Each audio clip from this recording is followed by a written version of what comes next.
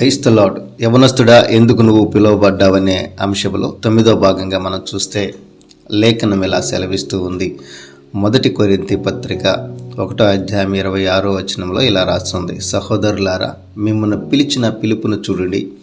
మీలో రోకరీతిని జ్ఞానులైనను గనులైనను గొప్ప వంశం వారైన అనేకులు పిలువబడలేదు, నీవే పిలువబడ్డావు.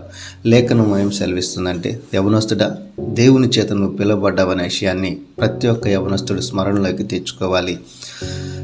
మనకంటే జ్ఞానవంతులు ఈ లోకంలో ఉన్నారు, మనకంటే తెలివి కల వారు ఈ లోకంలో ఉన్నారు, గొప్ప వంశం వారు కూడా మన లోకంలో ఉన్నారు. అయినా దేవుడు నిన్నే ఎందుకు పిలిచాడు అంటే, యు ఆర్ సెలెక్టెడ్ పీపుల్స్, ఎన్నుకోబడిన వ్యక్తివి. ఎందుకు దేవుడు నిన్ను ఎన్నుకున్నాడు, ఎందుకు దేవుడు నిన్ను పిలుచుకున్నాడు అంటే, దేవుని సంఘములో, నీ కుటుంబంలో, గ్రామంలో ఫలభరితమైన జీవితాన్ని జీవిస్తావని దేవుడు నిన్ను పిలుచుకున్నాడు.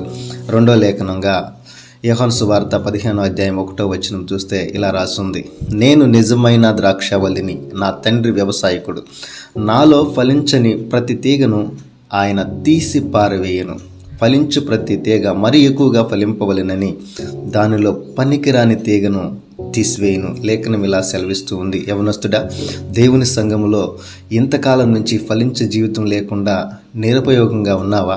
దేవుడు ఫలించాలని దేవుడు నేను పిలుచుకున్నాడు. ఫలించకపోతే పెద్ద పొరపాటు కనుక దేవుడు అన్నాడు, తీసి పారవేస్తాను అనే సెలవిచ్చాడు. కనుక నువ్వేదో పెద్ద పెద్ద తప్పులు చేయనవసరం లేదు. కానీ దేవుని సంఘంలో ఫలించకుండా ఉన్నా కూడా సరే, దేవుడు నిన్ను పెరికి పారవేస్తాను అంటున్నాడు. ఒకవేళ నువ్వు ఫలించే జీవితానికి ఇష్టపడి వస్తే, నీలో పనికిరాని తీగలు తీసివేసి నిన్ను ఫలించే విధంగా ఆయన నిన్ను మార్చబోతున్నాడు. అబ్రహామును పిలుచుకున్నాడు దేవుడు, ఫలభరితమైన జీవితాన్ని అబ్రహాంకి ఇచ్చాడు, అనేక మందికి తండ్రిగా ఆయన్ను చేశాడు. మోసగాడైన యాకోబుని దేవుడు పిలుచుకున్నాడు, ఫలించే విధంగా మార్చుకున్నాడు. దావీదు దేవుడు పిలుచుకున్నాడు, ఫలించే విధంగా మార్చుకున్నాడు.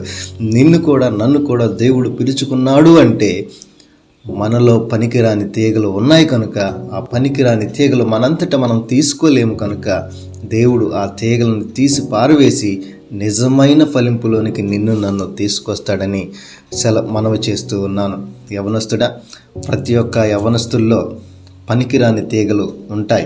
మనంతటా మనం ఆ తీగలను తీసి పారవేయలేం. కానీ మన తండ్రి వ్యవసాయకుడు కనుక మనం ఆయన స్వాధీనంలోనికి వెళ్ళినప్పుడు, మనలో పనికిరాని తీగలను అబ్రహాములో తీసేసినట్టుగా, యాకోబులో తీసేసినట్లుగా, దావీదులో తీసేసినట్లుగా మన జీవితంలో కూడా పనికిరాని తీగలను తీసివేసి దేవునికి అందుబాటులో ఆయన పిలుపుకు తగిన జీవితాన్ని జీవించాలని మనవి చేస్తూ సెలవు తీసుకుంటున్నాను. Praise the lord.